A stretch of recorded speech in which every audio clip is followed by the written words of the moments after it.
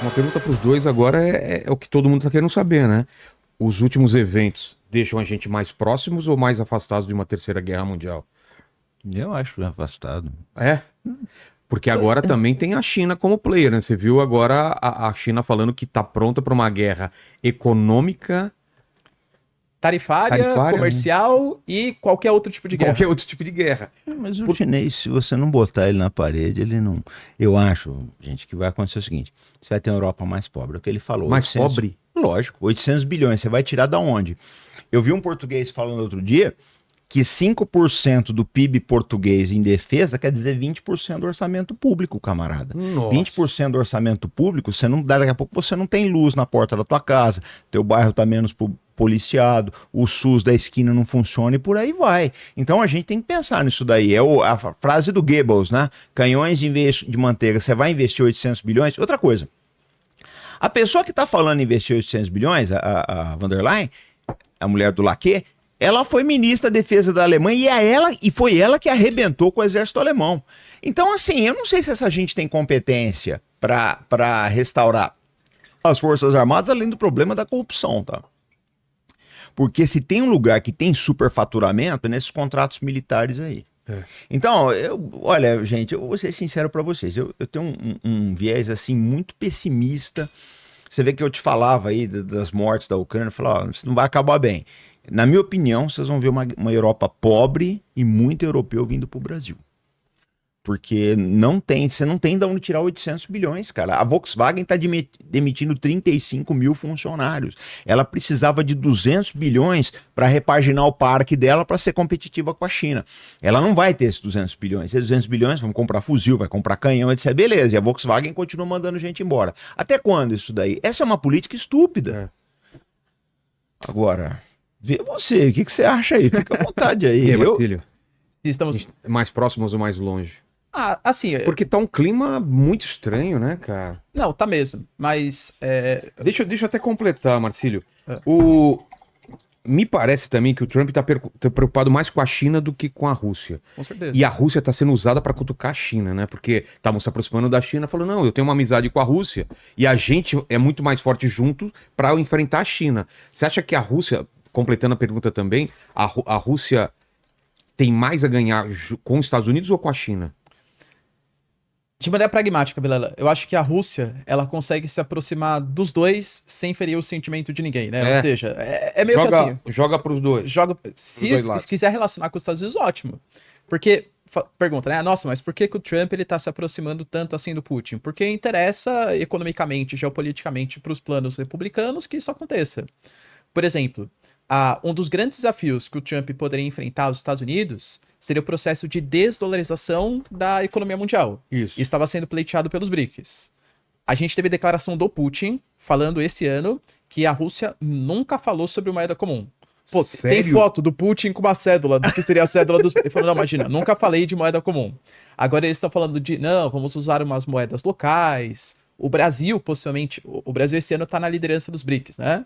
O Brasil falou que um dos temas que vão ser colocados é justamente a criação de moedas locais como forma de pagamento.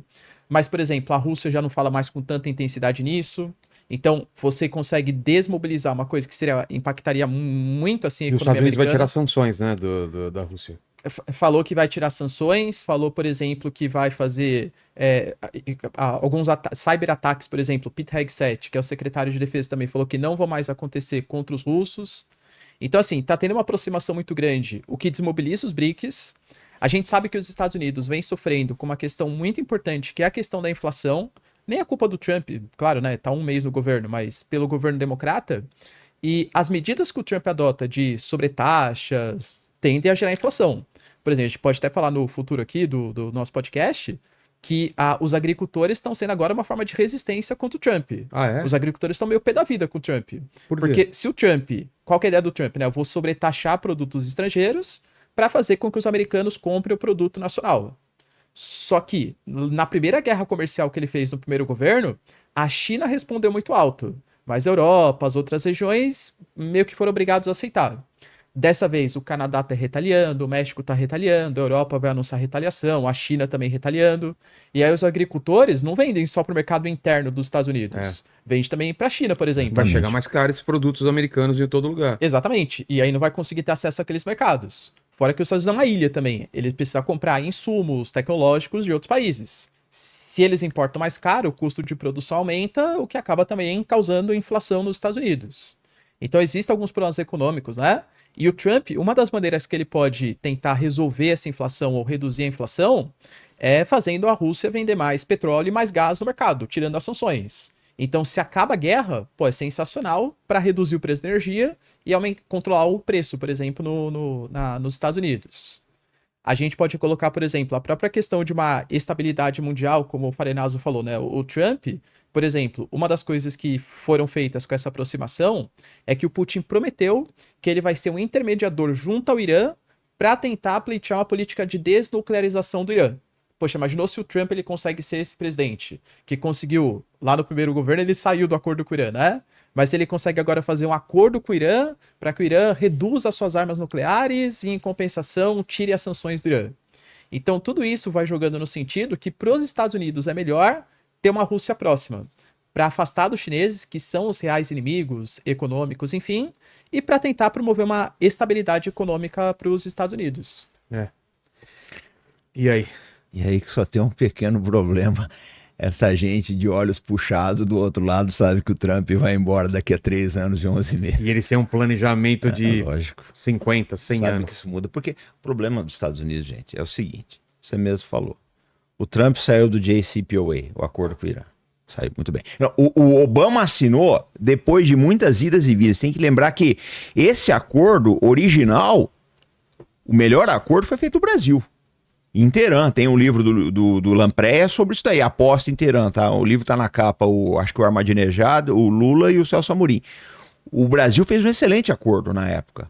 A Hillary torpedeou, era secretária de Estado, torpedeou. Bom, em 2016 o Obama consegue assinar um acordo. Vem o Trump em 2018 e rasga esse acordo. O Biden, assim que ele entrou, ele começou a negociar com o Irã, falou, isso não vai dar em nada. Os iranianos enrolaram o Biden 4 anos e não deu em nada.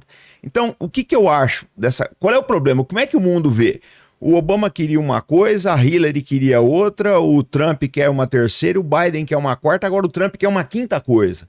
Eles sabem que esse negócio não vai funcionar, cara. O problema todo dos Estados Unidos é exatamente esse daí. Você firma um acordo com o presidente, daqui a 4 anos isso é jogado pela enxurrada.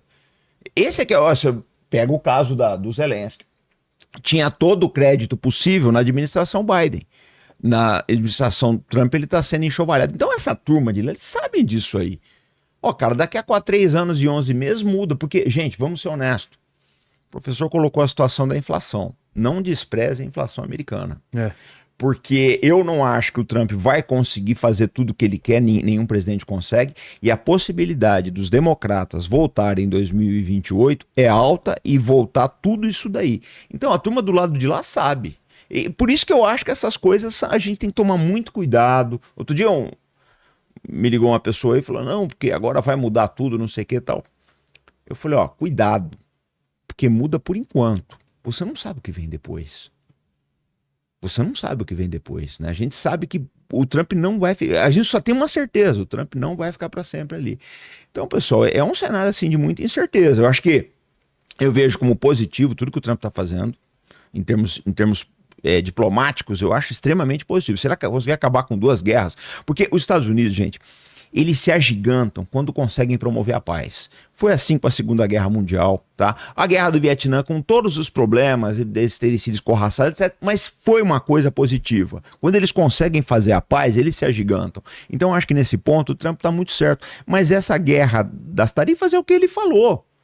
O redneck lá, que tá lá no Oklahoma, plantando milho lá, trigo, sei lá, esse cara vai sentir na pele. E esse cara vota em 2028. Então a gente tem que ver todas essas coisas.